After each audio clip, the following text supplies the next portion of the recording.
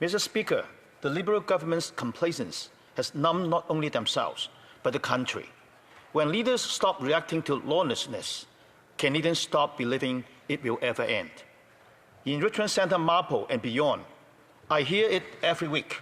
One more violent act, one less ounce of faith. People, and even the officers sworn to protect them, no longer believe their struggle matters. When the community stops expecting accountability, lawlessness becomes the norm. That isn't alarmism, it's observation. It's what happens when a justice system meant to serve public safety instead offers repeat violent offenders the benefit of doubt again and again. Individuals with multiple prior convictions, individuals with active conditions known to the law enforcement, and yet they are released, often within hours of their arrest, only to offend again. Some rob, some assault, some killed. How do we let this become normal? The answer lies in a string of decisions made here in this chamber. 6 years ago, the Liberals passed Bill C-75, which put legislation what they call the principle of restraint. This principle made release the default. It instructed police and judges to prioritize letting accused individuals go early and with minimal conditions. The intent, we were told, was fairness, equity, efficiency. The reality has been chaos.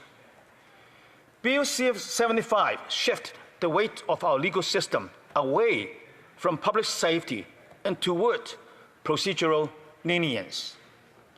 It wasn't reform, it was retreat. It took a system already struggling to keep up with repeat offenders and make it harder for police, crown prosecutors, and judges to do their jobs. You don't have to take my word for it.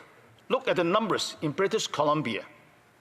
Nearly 4,800 bail hearings in just over a year. Detention was sought in less than a quarter of them. Even in cases involving serious violence, detention was ordered less than half the time. The consequences, predictable and tragic. In the lower mainland of British Columbia, we have seen a rise of violent assaults, break-ins, and attacks on law enforcement. Officers report rearresting the same individuals multiple times in a matter of weeks. Frontline morale is eroding. Many feel like they are working in circles, handcuffed to the criminals they repeatedly arrest and to the system they are forced to comply with. And our communities, families, small business, seniors are the ones left to deal with the fallout. This is not a local issue. It's a national one. Police chiefs, mayors, premiers, and victim rights groups from across Canada have said the same thing many times. The system is too slow, too soft, and too disjointed to protect the people it is supposed to serve. What makes it worse is that for years, these warnings were met without a care. The Liberal government had opportunities after opportunity to course correct. Instead, they offer half measures, like Bill C-48, which tinkered with language but didn't attempt to touch the core issue. Now, with Bill C-14, we finally see an acknowledgement that the current approach is not working. The reverse honest bail provisions are necessary for serious and repeat offenders. That conditional sentences, house arrest for crimes like sexual assault are a gross misplacement of compassion. That sentencing needs to reflect the gravity and frequency of violent crimes. This bill contains good elements. Conservatives welcome those changes. But let's be honest. This isn't product of vision. It's a reaction. One run long overdue. For 4 years, Conservatives have been raising the alarm. We have introduced private members' bill to strengthen bail. We have stood with victims' families, spoken with law enforcement, and warned this House that without reform, the system would continue to fail. Those warnings were brushed aside, and while the government hesitated, Canadians suffer. So yes, we support Bill C-14, but it is the floor, not the ceiling. Conservatives will be pressing for critical amendments. First, we must fully repeal the principle of restraint as outlined in C-75. It's too weak. It gives too much weight to factors that have nothing to do with risk to the public. Judges must be empowered to detain individuals who pose a threat, not to told to default to release. Second, we must restore mandatory minimum sentence for serious violent offenses. The repeal of these sentences under Bill C-5 sent the wrong message that even the most dangerous crime might not result in jail time. That approach undermines deterrence and betrays victims. Third, we need to implement a broader presumption of detention for individuals with violent criminal histories. The public has a right to be protected from those who have repeatedly shown disregard for the law and for human life. Fourth, we must ensure proper support for the provincial systems that will bear the brunt of these changes. Without investment in crime capacity, corrections, and law enforcement, stricter laws won't translate into better outcomes. This cannot be legislation without resources. And finally, we need transparency. Canadians should know how often bail is granted, how often conditions are breached, and how often violent crimes are committed by those already out on release. This information must be reported and made public. Only then can we hold the system accountable.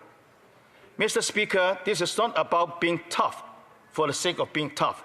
It's about being serious. Serious about protecting the innocent. Serious about consequences for the guilty. Serious about restoring public faith in a system that too many now see as broken. Justice must be firm, fair, and focused.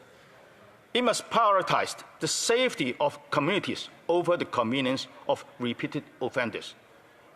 It must send a clear message.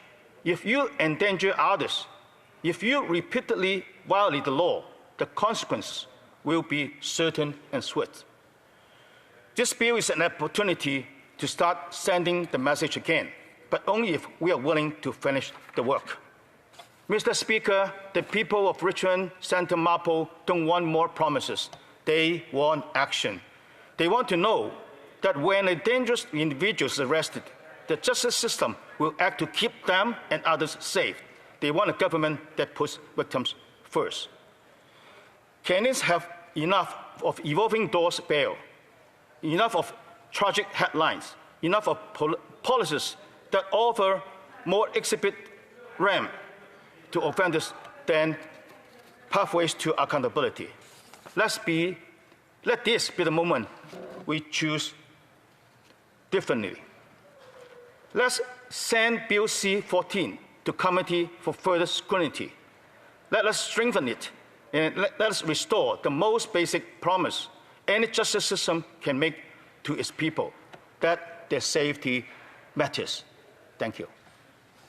Questions and comments. Question commentary. The honourable member for Winnipeg West. Thank you, Mr. Speaker. I'd like to thank the honourable member for his speech. And I would say I agree, and we agree on this side of the aisle. We do need changes and improvements, which is why we are introducing this bill. However, reported in the Winnipeg Free Press this week, the Crown attorneys are desperately overloaded. They're understaffed. Many people are out on bail, not because of insufficient provisions in the law, but because they do not have enough Crown attorneys to give them timely bail hearings, which is necessary for denial of bail. Does the honourable member not agree that the federal government cannot solve this alone and we need better participation from the provincial governments? 100%. The honourable member for Richmond Centre, Marpole. Mr. Speaker, I hope that my colleague on the other side has listened to my speech carefully. I did mention that we cannot change the system just by legislation. We cannot just use promises to change the system. We have to make things work better only if it's being supported with the implementation plan and also with resources. And that's why I point out that we have to give more capacities to the Crown prosecution, to law enforcement, and to people who are in the community protecting us. So this legislative change is important, but also it has to go with capacity building. Questions et commentaires. L'honorable député. Questions and comments. The honourable member for Montcalm. Thank you, Mr. Speaker. I listened closely to my colleague's speech. My colleague talked about sentencing. In the legal process, when we reach the sentencing stage, it's up to judges. Judges have full latitude to hand down a sentence that is proportional to the crime committed. Now, the colleague seems to insist that we should legislate. Does that mean the colleague feels that the judges are not doing their jobs? For Richmond Centre, Marpole. Mr. Speaker, I think the judges and the law enforcement are trying to do the best job they can. However, the present system has got their hands tied. The bail system right now is that catch and release. The prosecution as well as the judges are being told that they have to release the accused at the earliest moment with the least restrictions. So with that kind of restrictions, how can the judges and the prosecutors do their job? And also, what we have observed in this Bill 14 is that it has been silent on those serious crime which deserve mandatory sentencing.